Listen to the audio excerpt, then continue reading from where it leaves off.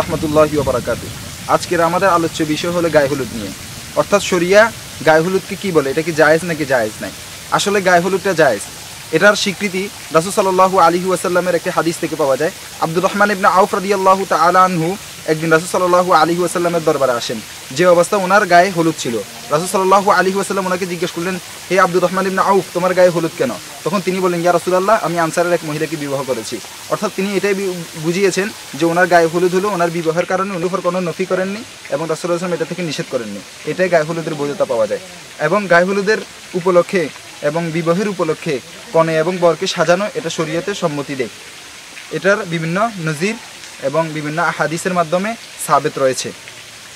কিন্তু বর্তমানে আমরা যেভাবে গায়ে হলুদ পালন করি, এটা একেবারে অবৈধ। যে আমরা বিভিন্ন নর্তকী আনিয়ে নাচি, বিভিন্ন গান বাজনা করি, এগুলা শরীয়তে একেবারে পছন্দ করে না। বিভিন্ন মাহরম গায়ে মাহরম মিলে আমরা নাচানাচি করি, এগুলো শরীয়তে বৈধতা দেয় না।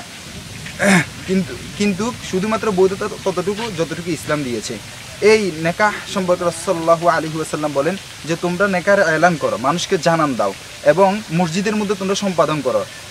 কেননা মসজিদের মধ্যে যদি সম্পাদন করা হয় তাহলে অনেক মানুষে জানবে। এবং রাসূলুল্লাহ সাল্লাল্লাহু আলাইহি ওয়াসাল্লাম বলছেন এটার মধ্যে শুধুমাত্র এক ধরনের বিশেষ যন্ত্র, যেটাকে আমাদের বাংলা ভাষায় তাম্বুক বলা হয়, এটাকে আরবিতে দফ বলা হয়। এই দফ ব্যবহার, অর্থাৎ এটা এমন একটা বাদ্যযন্ত্র যে বাদ্যযন্ত্রের এক পাশে ব্যবহার করা যায়, এক পাশেই এটা শুধুমাত্র একটা ঢাকনা আছে, অন্য একটা ঢাকনা নেই। তো এই বাদ্যযন্ত্রটা শুধুমাত্র শরীয়তে এটাই জায়েজ, অন্যগুলো কোনো জায়েজ নেই। উম্মাতুল মুমিনিন, আমাদের আম্মাজান, ওনার রাসূলুল্লাহ সাল্লাল্লাহু আলাইহি ওয়াসাল্লাম স্ত্রী, ওনাদেরকে যদি আমরা দেখি যে ওনারা কতটুকু সাজসজ্জা নিয়েছেন, আমাদেরকে ততটুকু সাজসজ্জা নিতে হবে। এবং এই শরীয়তের মধ্যে ইসরাফের কোনো দখল নেই, কারণ আল্লাহ তাআলা কোরআনে মাজিদের মধ্যে বলেন ওয়ালা তুসরিফু, তোমরা ইসরাফ করো না। তাই আমাদেরকে সবসময় খেয়াল করতে হবে যেন আমরা ইসরাফ না করি।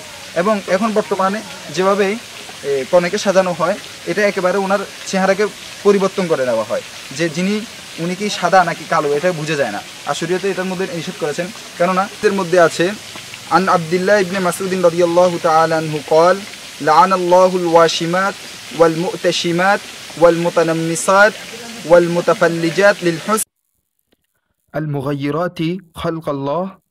আল্লাহ তাআলার লানত ওই ব্যক্তিদের উপর যারা নিজেদের দেহাঙ্গে উল্কি আঁকে এবং যারা আঁকায়, আর যারা নিজেদের বুকে চিকন করে সৌন্দর্য বর্ধনের জন্য তারা দাঁতকে পাঁকা করে, তাদের উপর আল্লাহর লানত বর্ষিত হোক।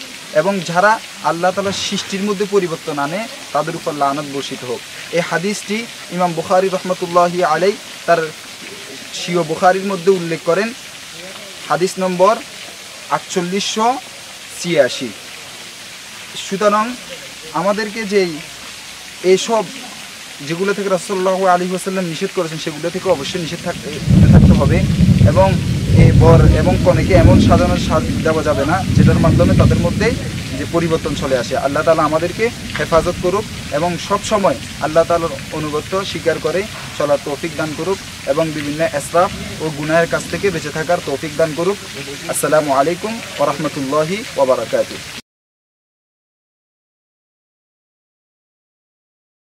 রহমতুল্লাহি ওয়া বারাকাতুহু।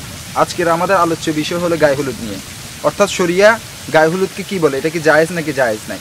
আসলে গায়ে হলুদটা জায়েজ, এটার স্বীকৃতি রাসূল সাল্লাল্লাহু আলাইহি ওয়াসাল্লামের একটি হাদিস থেকে পাওয়া যায়।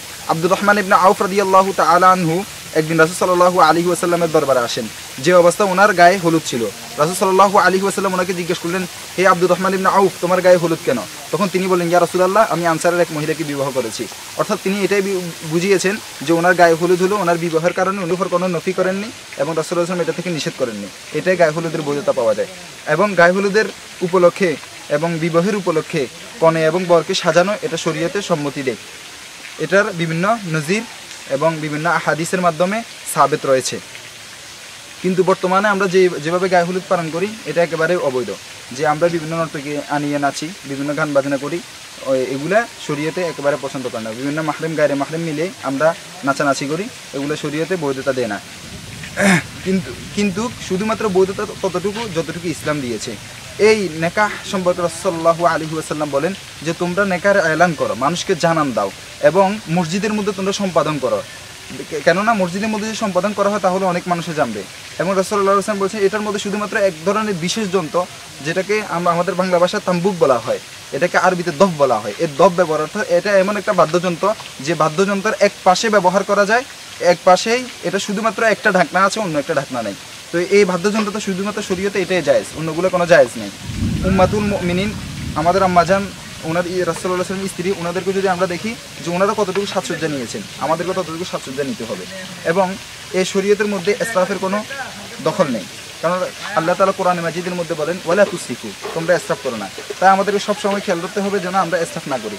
এবং এখন বর্তমানে যেভাবে কনেকে সাজানো হয়, এটা একেবারে ওনার চেহারাকে পরিবর্তন করে নেওয়া হয়, যে উনি কি সাদা নাকি কালো এটা বোঝা যায় না। আর শরীয়তে এটার মধ্যে নিষেধ করেছেন, কেননা এর মধ্যে আছে আন আব্দুল্লাহ ইবনে মাসউদ রাদিয়াল্লাহু তাআলা আনহু قال لعن الله الواشمات والمؤتشمات والمتنمصات والمتفلجات للحسن